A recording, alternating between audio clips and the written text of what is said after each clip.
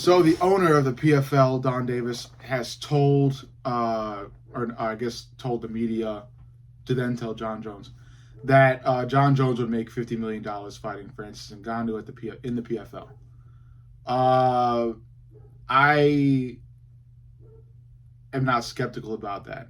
I don't think that's a lie. I think that's very true. I think John Jones could make a fuck ton fighting Francis Ngannou. I think the pay will obviously be better. Again, it's no secret that the UFC has shit pay for their employees and their fighters. So John Jones could definitely make a killing fighting Francis Ngannou in the PFL and probably just fighting the PFL in general.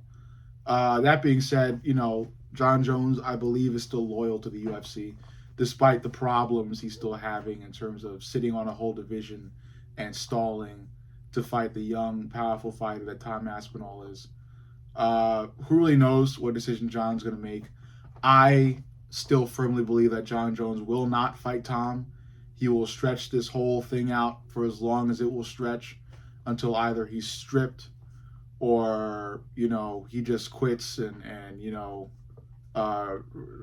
vacates the belt and decides to fight in the PFL or fight with somebody else. I don't know. I think he's the co-owner of Dirty Boxing now, so he's kind of stepping in the path of Conor McGregor in terms of starting the promotion business and leaving the fight business behind. So I don't really know what John Jones will do, but this is a really this is a really interesting opportunity that the owner of the PFL is talking about, because it's still there on the table. Francis Ngannou beat that Fajita guy, not too long ago, and now Francis is the heavyweight champ over at the PFL, and that of course invites a fight between Francis and John Jones that a lot of fans have been, talking about for quite some time, and a lot of people have stated that the reason that John Jones didn't move to heavyweight earlier was because of Francis. So, there's still questions that can be answered and questions that can furthermore be asked about this potential matchup between John Jones and Francis Ngannou. It's entirely in John Jones's hands because John Jones could walk away from the UFC. I'm sure there'll be some contract, there'll be some situations involving contracts and legal shit that Dana might want to throw at John Jones if John Jones is deciding to do that. But it's a whole messed up situation right now. That is entirely John Jones's fault because John Jones could have accepted a fight with Tom months ago. So the whole reason why everything is worsening and fans are confused about what John Jones is going to do next, and some fans are angry about Tom Aspinall just sitting and doing nothing. And Tom Aspinall himself is angry because he's wanting to fight somebody, but he is not going to fight to defend a Disney belt, aka the interim championship belt. He wants that unified belt, and he deserves the unified belt. He's already defended the interim belt. It's about time Tom Aspinall gets his unified belt and John Jones makes a decision. If I'm Dana White, I'm stripping John Jones. I would have been stripped John Jones. I don't know why John Jones isn't stripped already. So yeah, whole confusing, really weird situation though. Despite all of it, I would absolutely love to see John Jones fight Francis Ngannou. I do believe John Jones will beat Francis because I firmly stand by the fact that John Jones is the smartest MMA fighter, fight IQ wise, to ever grace the UFC octagon.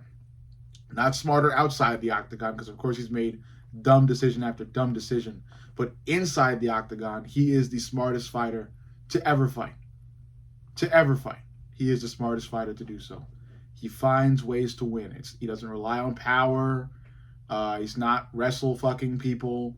He finds ways to win again and again and again, and he'll continue to do so. And he will if he fights Francis. But still, a fight with Francis will be fun to watch because Francis has, that one punch power, that knockout, the puncher's chance.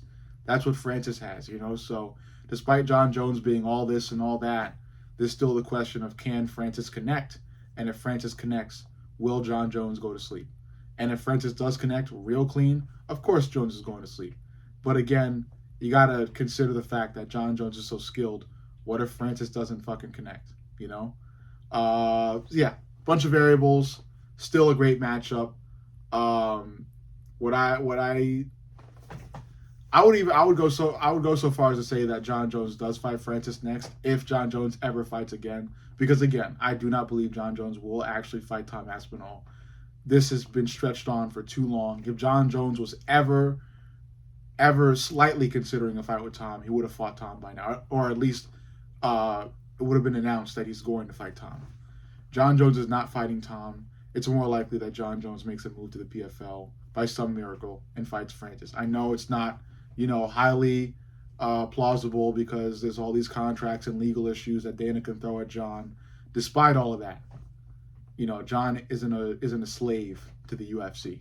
So there's still some way that Jones makes a move to the PFL, or if not fully making a move to the PFL, there's some way the PFL could make some third party organize a fight between Francis and John, and that would be a blockbuster, must-watch, asses in seats fight.